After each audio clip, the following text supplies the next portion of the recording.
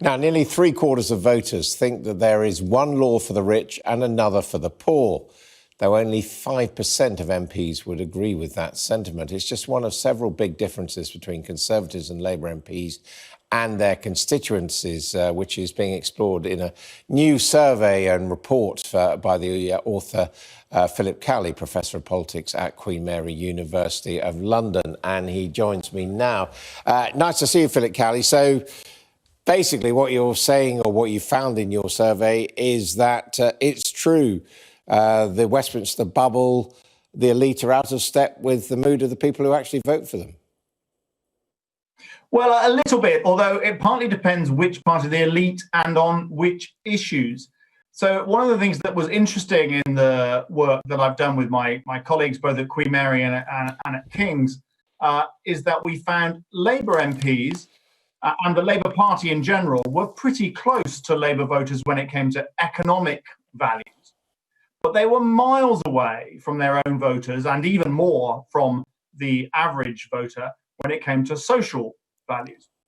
By contrast, Conservative MPs, and in fact the Conservative Party in general, were pretty close to the average voter when it came to social values. In fact, and this may come as a surprise to some of your viewers, the average member of the public is more socially conservative than the average Conservative MP. When it came to economic values, however, Conservative MPs were way out of touch, both with their own party, their own voters, and the average voter. So it depends really what issues you're looking at and which party. They're both out of touch, but on different types of issues. Now, what do you mean when you say socially conservative? Okay, so we used a batch of questions, 5 questions to tap into fundamental economic values and 5 questions to tap into basic social values. Some people call the latter group a scale which measures whether someone's liberal or authoritarian, but I don't think it really matters whether you see it like that or socially conservative. These are questions which go back, have been used now since the 90s to try and measure. We're not looking at short-term ephemeral views on contemporary issues. We're trying to tap into people's long-term.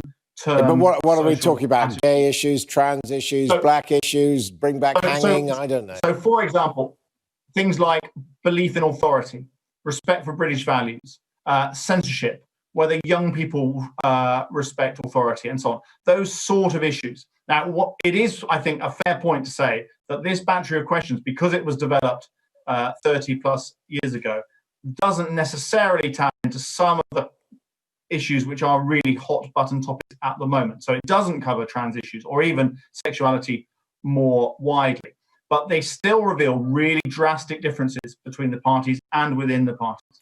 Now, economically, you say that people are possibly more in tune with Labour values. That would suggest that Boris Johnson's programme of spending and being less worried about the debt or balancing the books, traditional Conservative values, that could partly explain his success at the polls. Well, I think both bits of it could potentially explain both, I think, a past success at the polls and potentially future success. Let me give you one example of past success, which is the people that switched from the Labour Party to the Conservative Party at the last election. We found that this group of voters was the most authoritarian or socially conservative group we looked at. They were more socially conservative, actually, than other Conservative voters. So they switched from the party, the Labour Party, which on social issues they had no connection with at all.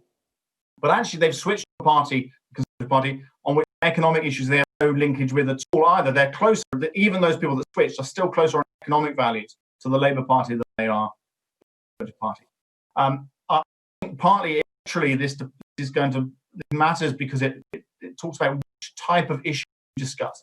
If the election is fought traditionally on economic issues, then normally we think that would value the Conservative Party. But at the moment, the values of Conservative MPs are way out of kilter on things like whether employers will exploit their workforce, whether, as you said at the beginning, whether there's one law for the rich, one for the poor. Conservative MPs are way out of touch on these issues from their voters and from the average voter. Labour MPs and members are much closer to the average voter on these issues. But I think you're right. If Boris Johnson's agenda talks both to the socially conservative socially conservative values, where they are close to the average voter, and starts to shift the party in a more spending direction, then I think there is an electoral sweet spot there. I think there is a concern for the Labour Party here, but there's equally a concern for the Conservative Party.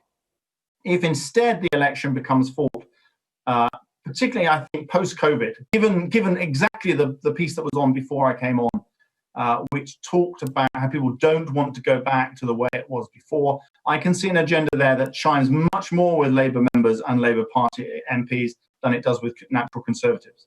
And any interesting sort of breakdown in the demographics, young, old, women, men, rich, poor?